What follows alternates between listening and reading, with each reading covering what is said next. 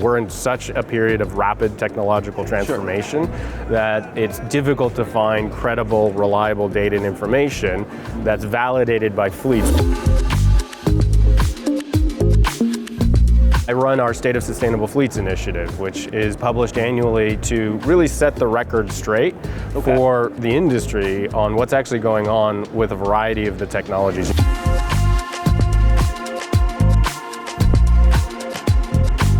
I'm Jay Chogat, Senior Editor of CleanTrucking.com. I am at the ACT Expo 2024 in Las Vegas, and I am interviewing today Nate Springer. Nate, tell us a little bit about yourself and where you work. Thanks, Jay. So I'm Vice President of Market Development at TRC, at the Clean Technology Division of TRC, formerly Gladstein Yandros and Associates. And how many years has this report been coming out? You know, we've been doing it for 5 years, and so over 5 years we've now proliferated. We've come into being more of a, wow, the problem is too much information overload. Right. And so we try and synthesize it across diesel and all of the renewable fuels available for diesel, for propane, for natural gas, and then of course the new technologies, battery electric vehicles and hydrogen vehicles. So Nate, what were some of the key takeaways from this year's report? I don't think there's going to be any surprise to anyone who's in the industry that we are entering an era of peak complexity. There's just a ton of new regulations and overlapping jurisdictions among those regulations that fleets are having to figure out. Many of those have just been passed in the last 2 to 3 years, and they're very aggressive. On top of that, several of the regulations require OEMs to introduce new reduced emission technologies. So for the clean truck plan for 2027, model year 2027, they're going to have to cut NOx emissions by more than 80% and particulate matter by around 50%. Now, at the same time, what we also see is a tremendous amount of innovation and investment. There is an annual investment by the federal and state governments of $32 billion each year that started last year with these big IIJA, or the Infrastructure and Jobs Act infrastructure bill a couple years ago. Correct. And the IRA, which is the Inflation Reduction Act. And that money is now hitting the roads, actually resulting in projects, chargers, vehicles. You can replace a diesel vehicle with a natural gas vehicle or a battery electric. But we also see a lot of innovation in terms of new partnerships with fleets and utilities to figure out charging, which has become a major linchpin of the success of battery electric scale.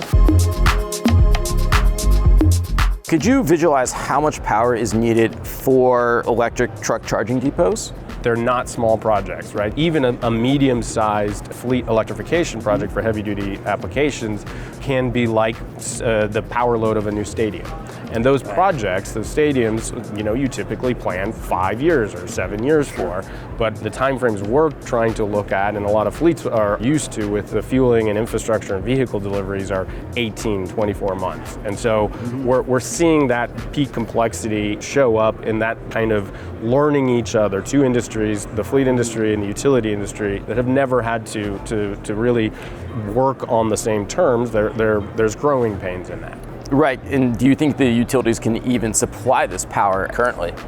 Yeah, the utilities are actually very good at planning for and then adopting to the growth in power. I think I saw one figure, we didn't publish this in State of Sustainable Fleets, but the utility industry nationwide has put in the equivalent power generation capacity of what it's going to require to electrify transportation already 2 or 3 times in the history of the U.S. utility industry. So it's not a problem that they can't solve. In fact, they're the best equipped. That is what they do best. My understanding is the industry can and will build the power to meet the demand. Right. But we absolutely are seeing some new innovations in fleets taking up, for example, linear generators with their battery electric projects, or even temporary charging using natural gas and propane, other lower emission fuels, to either provide backup or to install these projects before the utility is able to do all the upgrades we just talked about. Which actually leads me right into my next question. What does the landscape of charging solutions currently look like? To me, it's exciting, but I can imagine to be very confusing for a lot of fleet operators. It's exactly why we want to consolidate the information in State of Sustainable Fleets, because what you've seen over the last couple of years is, first, a couple of years ago, we saw big OEMs, for example, Volvo Trucks and others, who were offering a guidance or support or would help put in charging for fleets. But now we're also seeing seeing,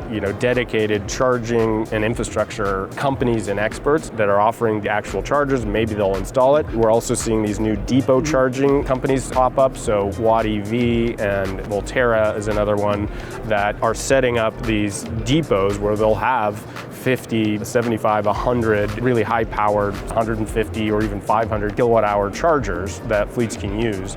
We're seeing innovations like Penske Energy, who just launched their whole new energy division, and new leasing and as-a-service opportunities for fleets to get charging. This year at ACT Expo, there's been a lot of attention on battery electric vehicles. Where are we at with the state of hydrogen fuel cell electric trucks? So hydrogen's a really interesting milestone this year. We saw the first commercial deliveries of hydrogen fuel cell electric tractors delivered by Hyundai, by Toyota Kenworth. They have a partnership, by Nikola and others. And so that's finally at a point where we can start to see those vehicles. Fleets who have the resources can purchase them and start operating them. We are a long way off on fuel and fuel prices specifically. Yes. So in the last year, we saw prices rise to, I think, upwards of $36 per kilogram. For reference, we think that the price parity, where it will be equal to diesel, is around $8 to $10 per kilogram. So way off of where we need it to be. But the last year was also the year where $7 billion was invested by the federal government, the Department of Energy, in establishing these hydrogen hubs. So there's now 7 hydrogen hubs that are going to be built around the country to help bring down the cost and build a fueling network for hydrogen. Okay, for your best prediction, you've been doing this report for 5 years now. Where do you think we're going to be at in another 5 years? Oh, that's a great one. We understand that fleets are probably going to feel a little confused and overwhelmed for the next few years. Our industry has just never seen the type of transformation and multiple technology introductions at the same time. We've never had to work as closely and intimately as we now do with the utility industry. Sure. And those all come with growing pains, but I'm hoping, and my prediction is, that we will not be in as much of a period of confusion and complexity, that there will be less of the type of churn that comes with a lot of early stage scaling of new markets and new technologies. And we'll see a lot more settling of, who are the key OEMs, who are the key infrastructure providers, fueling providers. And I think everyone hopefully will also have a clear understanding on the fleet side of, we really need to double down on, for example, CNG with the new 15-liter that's coming out later this year. And that's a great operation while we scale up our heavy-duty battery electric operations. We've transformed our entire medium-duty fleet into battery electric. And you will see fleets who are choosing, in 5 years from now, I think you'll actually see big national carriers start to pick out hydrogen and fuel cell and hydrogen combustion engines, potentially even. That's right. Which will be their fuel of choice and their technology of choice for their long-haul applications. All right, well, thank you everybody for watching. We hope to see you next time for our next video on clean trucking.